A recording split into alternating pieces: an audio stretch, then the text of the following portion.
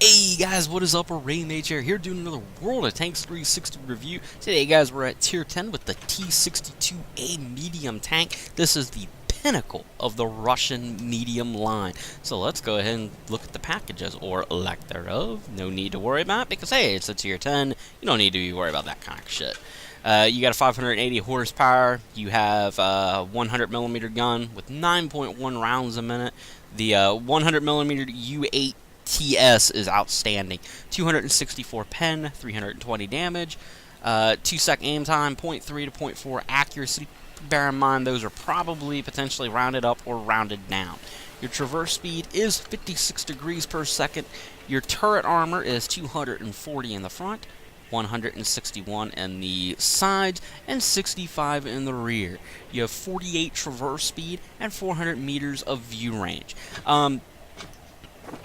This tank in some ways is not a full upgrade compared to the T-54. It does lack hull armor compared to the T-54. It does not have the hull armor. Bear in mind, this thing is weaker hull armor-wise than the T-54.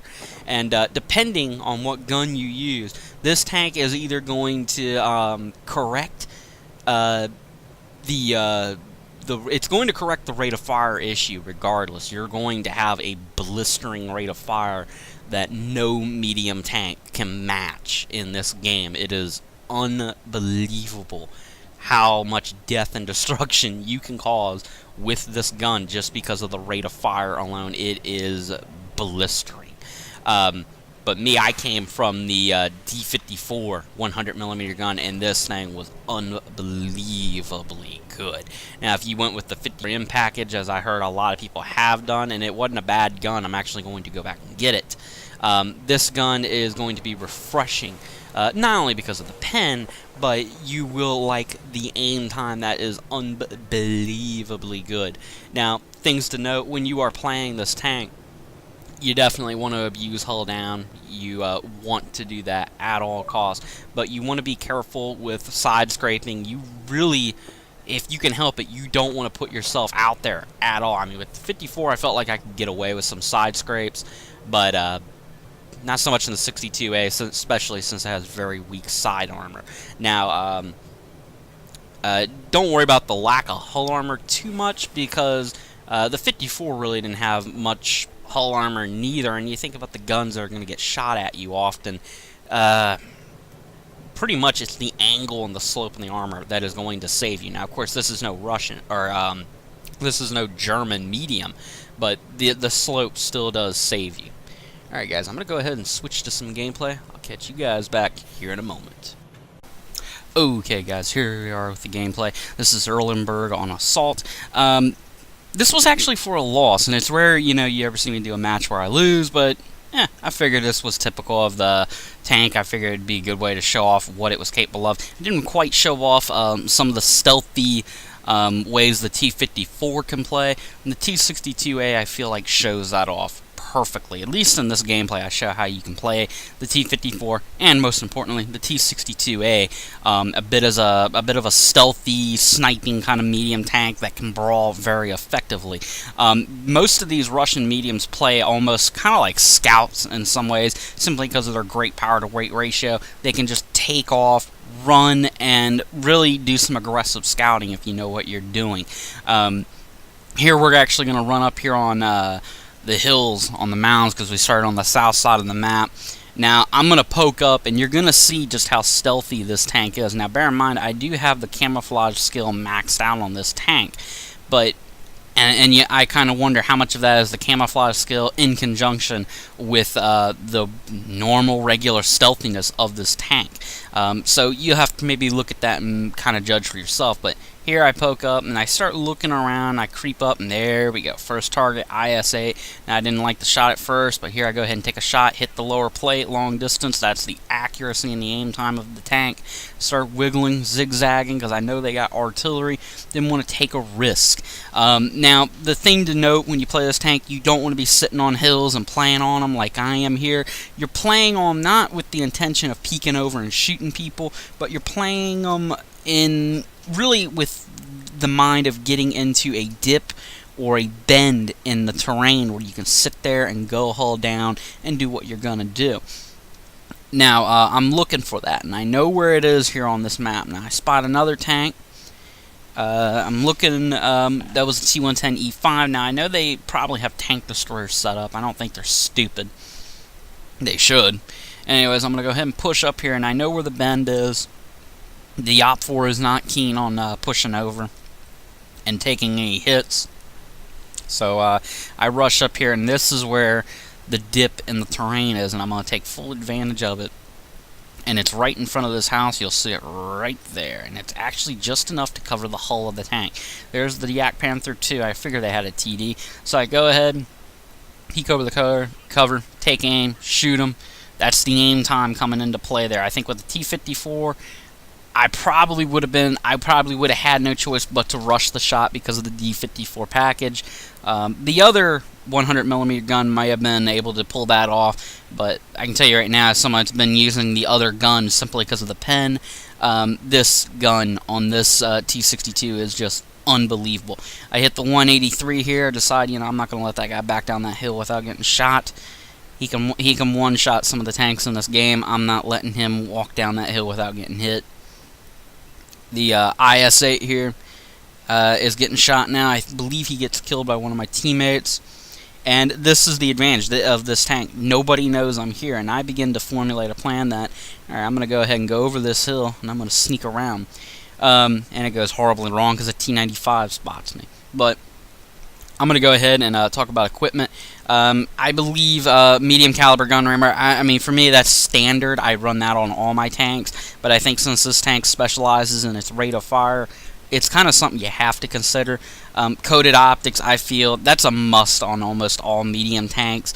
It's nice to be able to do your own spots, spot everyone, light them up, and let your let your team hit them, and then you can benefit from spotting damage. I believe I also run vents on this tank. I don't think it's necessary to run an enhanced gun laying drive. I wouldn't bother with it because this tank has very good aim time to begin with. Vertical stabilizer would not be a bad idea since you might be doing on-the-move shooting. And I might add, stock, this thing has great on-the-move accuracy. I thought the Patton had great accuracy. This thing is just unbelievably good. Getting back into the gameplay, I spot the T-28 and I spot their Arty. I want to hit that Arty, but T-28's a bigger threat. I go ahead and reload. I was going to try here for another shot, and I got hit by the T-95, rushed my shot, and then I said, I'm going to go ahead and back up. Fuck that. Don't want to sit there.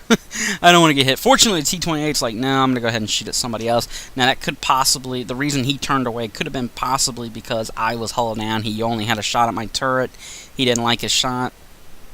So that's probably why he turned away. And most people will not even try and take a shot at you if all they have is their turret. Yeah, you see the hatch there to the left. Yeah, people can hit that, but it's not an easy shot to make. It's very difficult. I'm going to go ahead and push around here, and that's because I got a T-110E5 on my team here. And we start playing, I guess, peekaboo with the enemy T-110E5. Now, our T-110E5 does something a little silly here in a little bit, and you'll see it right here in a moment. Take a shot at the T-110E5. I think he misjudged what I was doing. He assumed I was going to rush the opfor's E5, and he was going to try and run up with me. He ends up donkeying it by running right into me. Just watch. He's going to do it, and it was just unbelievable. There, he runs right into the back of me. He thought I was going to rush up. I don't know if he done that intentionally or it was just miscommunication on his part, but whatever. He pays for it. He runs up here, and I decide, all right, you want to rush up? I'm going to run with you. He gets lit on fire. Now here, I tried getting a little too slick with my shooting. Really, that was poor form on my part. Hit the T-110E5 there, really in the thickest part of his hatch. I eventually get sick of it, so I run up, hit his lower plate. He shoots me again. Kind of surprised he could get that shot off that quickly. Quickly reload, hit him, and that's the rate of fire that are coming into play. I can make precise, quick shots. At this point, I go up and I decide it's time to kill Arty. Our left flank, from the looks of it, looking at the mini-map, seems to have fallen. It doesn't look too good. So I decide, alright, I'm going to go ahead and kill Arty. I'm going to give our tank destroyers time to go back, because there's no way I'm going to be able to stand my ground with their tank destroyers. You don't want to be facing people straight up. And I don't want to be out in the open. I want to be sitting, hull down if I can help it, and I want to be going for flanks. Now I do something a little bit stupid here and out of character for myself. T-95 spots me, I say, oh crap, and the T-54, he's waiting with them. T-95, they both miss, unbelievably. I was like, oh wow, that's good luck. So I run up here, and this is the low silhouette of the T-62 coming into play. Quickly get in the cap here, and I'm just going to get into a spot where I force them to have to come up and deal with me. They have no choice but to deal with me, because if they don't, you know, my team's going to win out just by capping alone. So they're going to have to push up here in a moment, and they don't really have shots on me, obviously, because I got a building between them and me. And their team hasn't obviously flanked, so there's no way they're going to pull it off. They're going to have to push me at some point, and chances are, I know it ain't going to be the T-95 first, it's going to be the T-54. So I'm sitting here, our tank destroyers are going back, and I'm thinking, alright, I gotta wait it out, and I gotta try and outplay this T-54. Fortunately, Artie bails me out here. I mean, it wasn't looking good. I didn't like the situation, but Artie makes it into a very winnable fight. Now, I do make a mistake here, and you'll see it here in a moment. I know the T-54 is coming across the bridge. I can see it on my mini-map. Dickhead on my team that was in the E5 is acting like an asshole by spamming the radio menu. Now, I make the mistake right there. I completely backed out of the cap like a bozo. I thought he could shoot me from that angle, so I messed up. Artie hits the T-54, makes it into a very winnable fight now. Go ahead and take my shot. Quick aim time and accuracy there in play. That gun is just, I can't say enough nice things about it. I think it's incredible. Now I'm sitting in the cap. We still got a chance here, but T-95 eventually pushes up, and at that point I accepted it, and I believe our 2 tank destroyers get destroyed also. And I just accepted it. There's no way we were going to win that fight. Probably in hindsight I could have doubled back, but I wanted to try and get the cap here.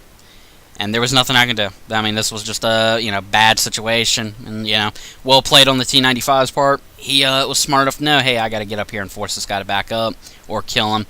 And I decided I'm going to go ahead and run completely around him. Use the power to weight ratio, the quickness of this tank. Run around, make him have an issue. Go ahead and track him, because I didn't like that he could probably kill me. And at this point, I'm just using the rate of fire to quickly get him out of the way. Well played on his part. He was smart about it. Sorry it wasn't for the win. I didn't like I had one match where I had 6,000 damage in this tank, and I mean the damage per minute is unbelievable in this tank. It is incredible. This tank is a monster. It can be very good. It has something I think the E50M shares with it. They both can carry, and I don't mean carry your team, but carry you when you make bad decisions. You know, the E50M, its armor and its gun can bail you out. It can make a bad player very good. Even when you make questionable decisions, that tank can bail you out. T-62a, I think its turret armor and its rate of fire can really carry you when you're having a so-so game like this one here. This was really a kind of a flat game for me, but it still carried me. I mean, the T-62a is an incredible tank.